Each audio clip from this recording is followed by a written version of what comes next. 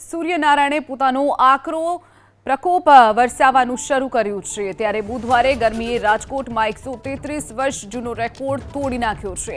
રાજકોટમાં સિઝનનું record break સૌથી વધુ 45.2 ડિગ્રી મહત્તમ તાપમાન નોંધાયું છે। આ સાથે જ રાજકોટ રાજ્યનું સૌથી ગરમ શહેર બન્યું છે, જ્યારે અમદાવાદ સહિત 10થી પણ વધુ શહેરોમાં ગરમીનો પારો 43 ડિગ્રી કે તેથી વધુ નોંધાયો છે।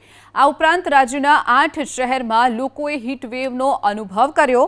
રાજકોટમાં 133 વર્ષ પહેલા એટલે કે 1892માં 45.2 ડિગ્રી એપ્રિલ મહિનામાં આ પ્રકારની ગરમી નોંધાઈ હતી, તો કંડલામાં સર્વાધિક તાપમાન 45.6 ડિગ્રી નોંધાયું। આ ઉપરાંત અમદાવાદ, અમરેલી, વડોદરા, ચાણસ્મા, ડીસા, દિયોદર, ગાંધીનગર, સાબરકાંઠા, ભુજ અને પોરબંદરમાં તાપમાનનો પારો 13 ડિગ્રી કે તેથી વધુ 43 ડિગ્રી કે તેથી વધુ નોંધાયો છે। રાજકોટ બાદ સૌથી વધુ ગરમ શહેર 44 ડિગ્રીએ હિંમતનગર, ડીસા અને અમરેલી નોંધાયું છે, જ્યારે અમદાવાદ, સુરત, પોરબંદર, ભાવનગર, ભુજ અને ગાંધીનગર સહિત 8 જિલ્લામાં હીટ વેવની આગાહી કરાઈ છે। જોકે હવામાન વિભાગે આજથી ગરમીથી આંશિક રાહતની પણ આગાહી કરી છે।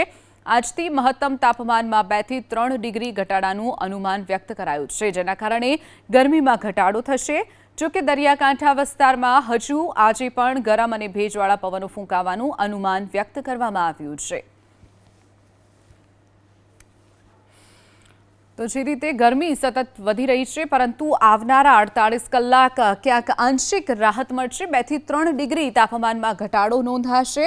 મહત્તમ તાપમાન જે 41 થી 45 ડિગ્રીની વચ્ચે રાજ્યભરમાં નોંધાતું હતું, તે હવે 37 થી 39 ડિગ્રી સુધી નોંધાશે તેવી પણ હવામાન વિભાગે આગાહી વ્યક્ત કરી છે। બીજી તરફ પવનો જે ફૂંકાઈ રહ્યા છે, જેના કારણે જે માછીમારો છે તેમને પણ દરિયો ન ખેડવા માટેની સૂચના અપાઈ છે।